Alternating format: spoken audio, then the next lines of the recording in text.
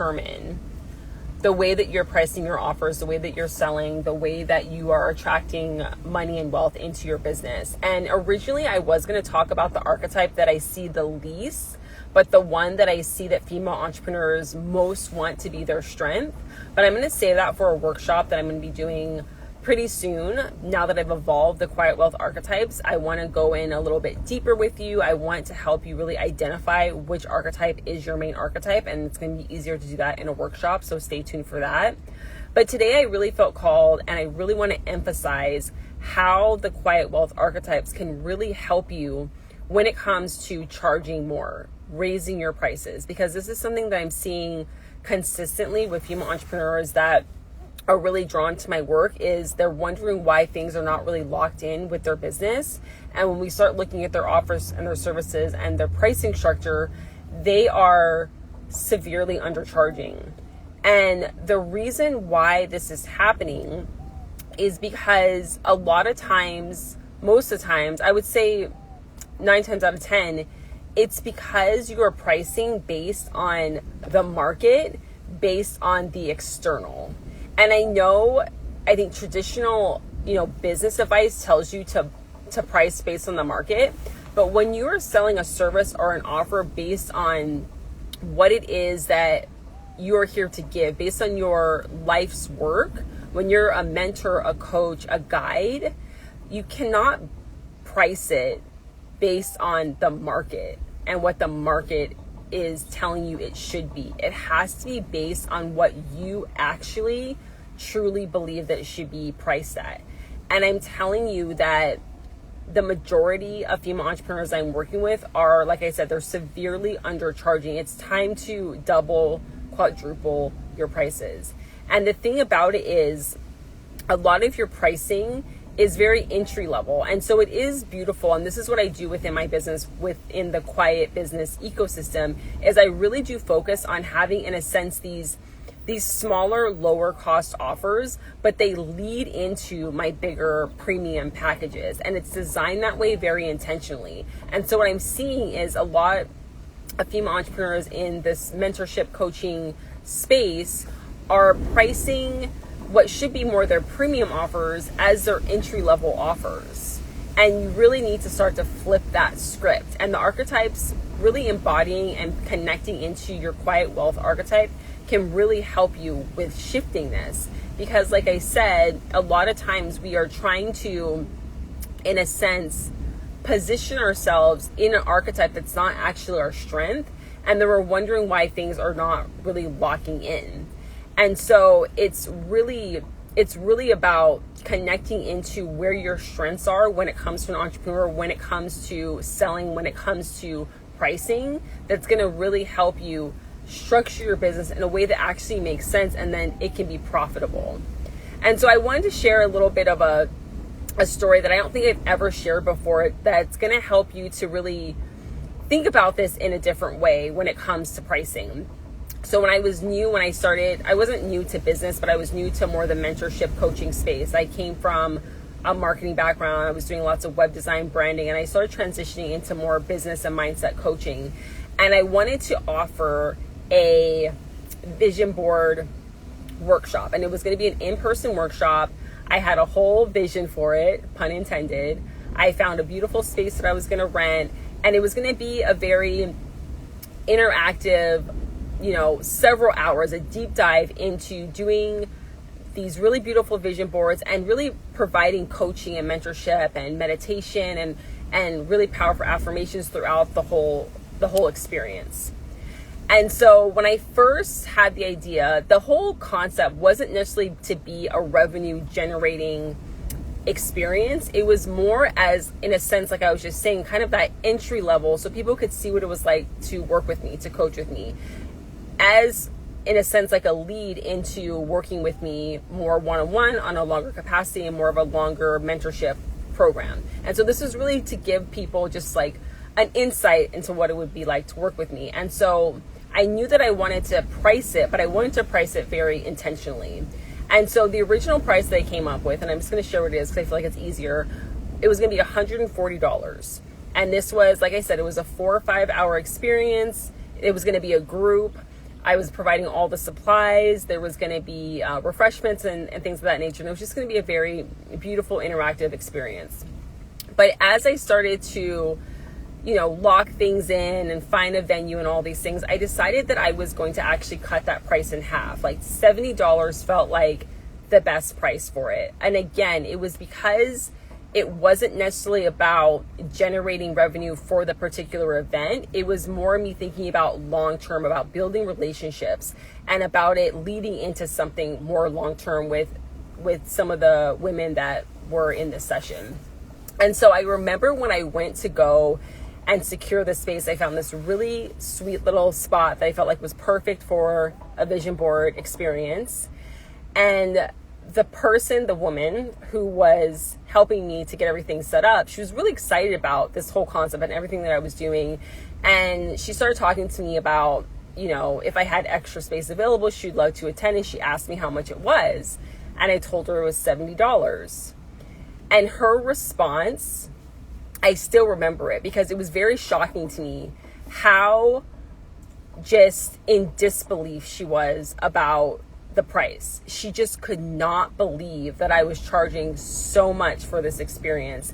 And she essentially started talking to me about how I should lower the price. It should be more donation based. I should be, doing it for free. Meanwhile, I'm booking this space. I'm paying for the space. I can't exactly remember how much the space was, but it was definitely at the original price. I was going to be making a little bit, depending on how many people booked, profit. But when I cut it in half, it was definitely going to be more of an out-of-pocket experience. And again, I can't remember exactly what the price was for the space, but it was just very interesting to me because, she wasn't giving me a discount on the space. I wasn't getting any kind of friends and family. I was paying the full price, but she expected me to charge basically nothing, or donation based, for this vision board party, which I thought was very interesting. I was very taken aback.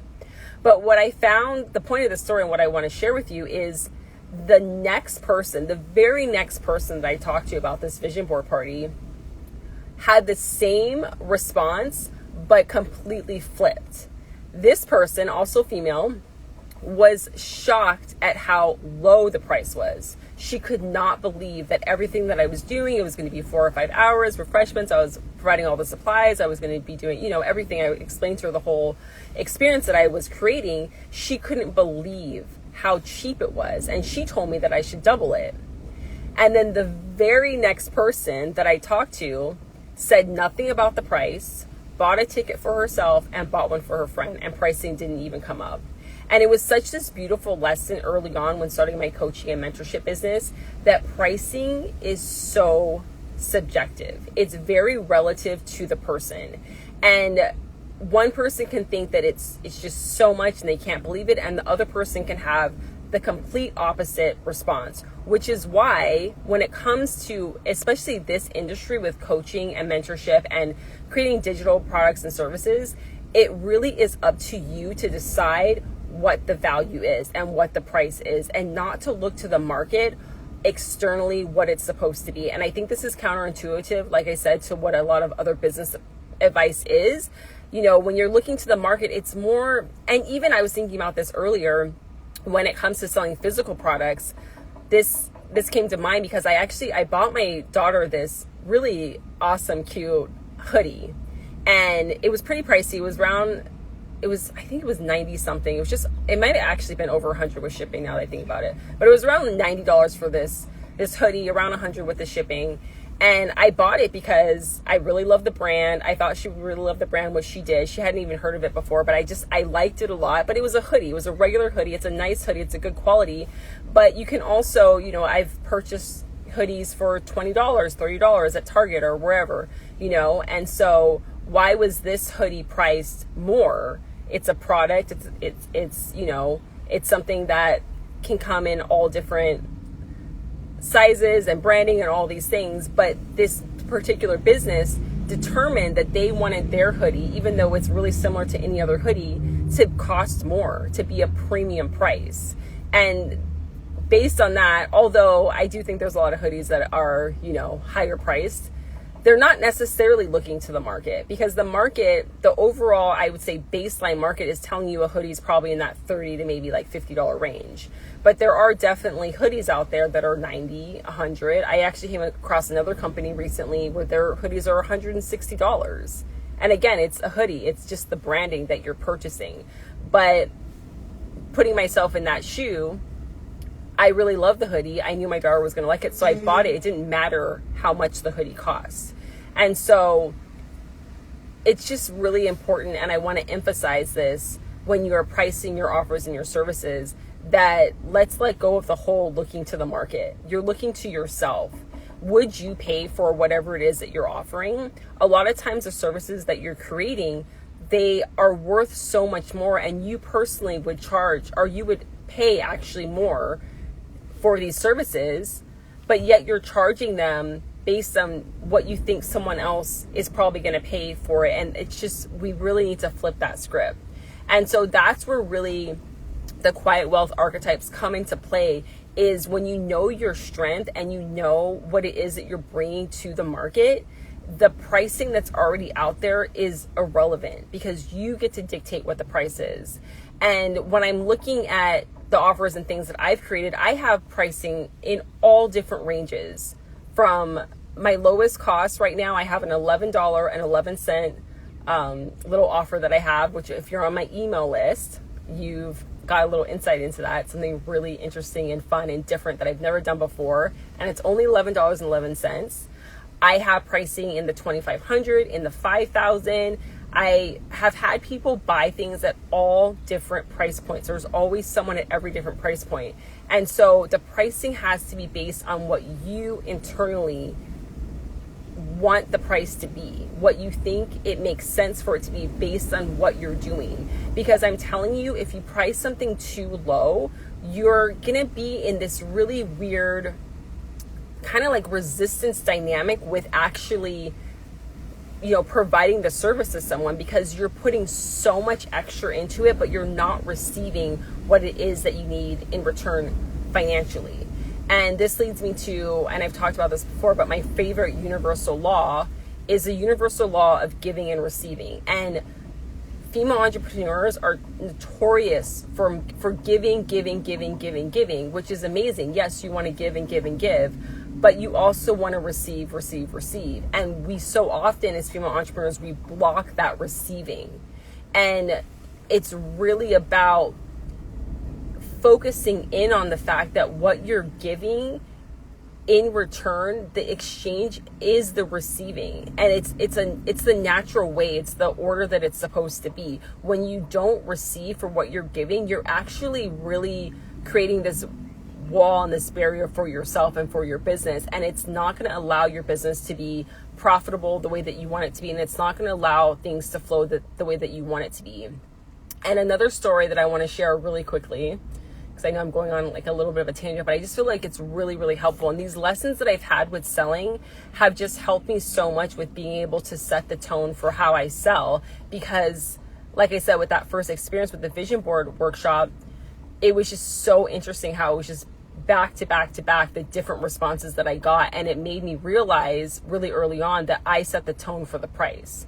And whatever someone's response is to that has literally nothing to do with me. If someone is not in a position to afford your services, or they think it's too expensive, this came up with a client a couple weeks ago. We were talking about pricing, and she was really concerned about it being too expensive. That's honestly not any of your concern. If someone cannot afford your services, that has nothing to do with you. You do not need to shift or lower your price unless you actually feel like that's the perfect aligned price. You always want to keep it at that price so that you can deliver it in the best possible way. And honestly, and this is leading into my next story, it's going to help you sell it so much easier if the price, I'm telling you, it's so much easier to sell things that are higher price than lower price. It just is. It's everything that I've sold that's in the thousands and the 5,000s and up.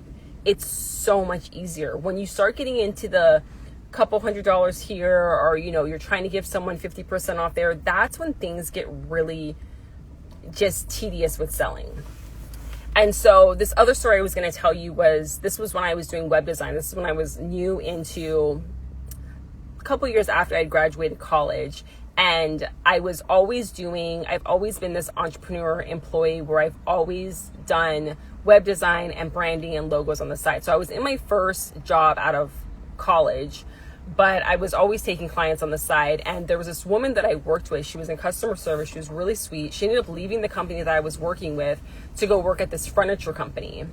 And the company, they probably were doing at the time millions of dollars a year. I'm not exactly sure, but they created these really beautiful wooden cabinets for really beautiful, amazing homes.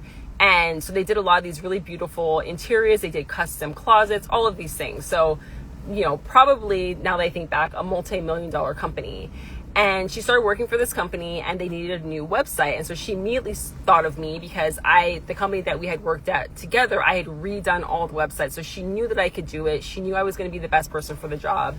And so she had me come in to pitch basically my services. And I remember coming up with, I was so excited about it. I came up with this whole beautiful design, this portfolio, and I went and presented to the founder, the owner of the company. And there was a group, I think there was like 10 people. She was in the room and a couple other people. And I did the whole pitch and everything was going so well. And I felt like, okay, I'm getting this on the spot. Everything is going amazing. And then we get to the end and I show them my offer, like what I was going to be charging. And I remember it so clearly. It's so interesting. And I don't actually remember exactly what my proposal was, what the pricing was, but I remember it, like everything got really weird and awkward. It was almost like this elephant in the room. I didn't really understand what the tone was. And basically that was kind of it. And I left feeling like, okay, I felt like I had this, I was definitely going to get this client, and then something weird happened. So anyway, a couple days later, my coworker called me, my ex-coworker who was, we were still in touch. And she told me that they loved my proposal. They loved, my design concept. They wanted to go with me, but I severely was under the price that the previous web designer had pitched them on. There was another one, I think there was like 2 or 3 other people that they had seen proposals from. And the person that was before me, she used the word significant, and she didn't tell me the price difference. I want to say it was probably, I was in the $300 to $500 range and this person was in the $3,000 to $5,000 range. That's kind of the vibe that, the tone that she was sort of setting, but I'm actually not exactly sure. And I kind of wish she would have told me, but she emphasized that they liked my work, my design style so much better, but because my pricing was so much lower, they didn't necessarily trust that I could deliver, even though I could, and she knew that I could deliver what it was that they actually wanted. And so I ended up losing the job because I didn't charge enough. And again, that was a really amazing lesson early on, to always charge more, always charge higher. And that, again, there's people at every price point. And so it's so vital for you to lean into the price that you really want to charge and not have it be based on anyone else. Charging higher, charging more, charging, that price that really is that locked in price, it's just that initial price that you want to charge, and then you backtrack. The backtracking needs to stop. We really need to focus in on that original first price. And so again, that's where the quiet wealth archetypes come in, because it really shows you where your strengths are when it comes to sales, and when it comes to money, and when it comes to really, in a sense, it's like commanding the price that you really should be commanding, versus feeling like it needs to be, again, like based on what you think other people expect you to charge. It literally does not matter what they expect from you. It matters what you expect from yourself, and what your offers are here to provide, because your offers are amazing. I mean, I've been working with women, and the things that you are coming up with, these beautiful offers and these services, are worth way more than what it is that you are putting out there. And so that's what I felt really called to talk about today. I'm going to be diving deeper into this in my workshop where I'm going to be going into more about each of the archetypes, describing them a little bit more, going deeper with them, and how you can use them to, like I said, sell at the price that you really should be selling at, and really owning your strengths as someone who can sell and really create premium offers for the people that really need what it is that you have to share. And so I would really love to see you in the workshop. It's going to be coming up soon. I would invite you to get on my email list if you haven't already, because I share pretty much everything there first before I come on social media. And so you want to be on my email list so you know when it's going to go live.